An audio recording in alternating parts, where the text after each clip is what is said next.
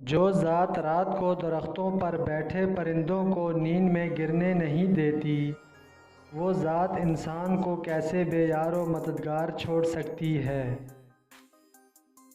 ایمان اور حیا دو ایسے پرندے ہیں، اگر ان میں سے ایک بھی اڑ جائے تو دوسرا خود ہی اڑ جاتا ہے۔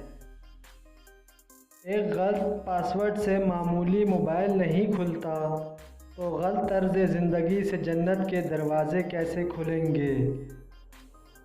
تم وہ مانگتے ہو جو تمہیں اچھا نظر آتا ہے، اللہ وہ دیتا ہے جو تمہارے لیے اچھا ہوتا ہے۔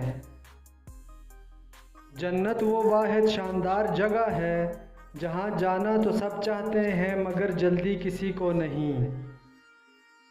صبر ایک ایسی چیز ہے جو کسی کا بھی غرور توڑ دیتی ہے۔ ہجوم کے ساتھ غلط راہ پر چلنے سے بہتر ہے کہ ہدایت کے راستے پر تنہا چل پڑو۔ کائنات میں کوئی اتنی شدت سے کسی کا انتظار نہیں کرتا جتنا اللہ اپنے بندے کی توبہ کا کرتا ہے۔ عطا کرنے کے طریقے مختلف ہو سکتے ہیں، لیکن میرا رب دعائیں رد نہیں کرتا۔ ایک آدمی نے کسی بزرگ سے پوچھا، میرا اللہ اس وقت کیوں نہیں سنتا جب میں مانگتا ہوں؟ بزرگ نے مسکرا کر کہا، وہ تیرے گناہوں کی سزا بھی اس وقت نہیں دیتا جب تو کرتا ہے۔ کسی بھی وجہ سے گناہ نہ کرو، کیونکہ وجہ ختم ہو جائے گی، گناہ نہیں۔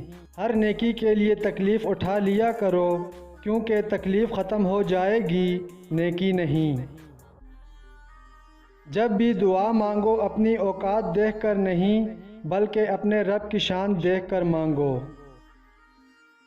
ایک ہی جملہ انسان کی تربیت کے لیے کافی ہے کہ اللہ دیکھ رہا ہے۔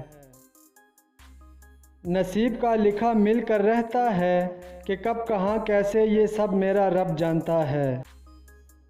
ایک دوسرے کے رزق پر نظر مت رکھو، کیونکہ اللہ سے بہتر کوئی تقسیم کرنے والا نہیں ہے۔ کبھی کسی کو نیچی نظر سے مت دیکھو، کیونکہ تمہاری جو حیثیت ہے یہ تمہاری قابلیت نہیں بلکہ اللہ کا تم پہ کرم ہے۔ اگر زندگی کو ہمیشہ خوشیوں کے ساتھ گزارنا چاہتے ہو تو غمزدہ لوگوں کے غم سنا کرو، کبھی دکھی نہیں رہو گے۔ بے شک زندگی تھکا دینے والی چیز ہے، اور جب تم تھک جاؤ تو اپنے رب کو یاد کرو، کیونکہ سکون تو صرف اللہ کے ذکر میں ہے۔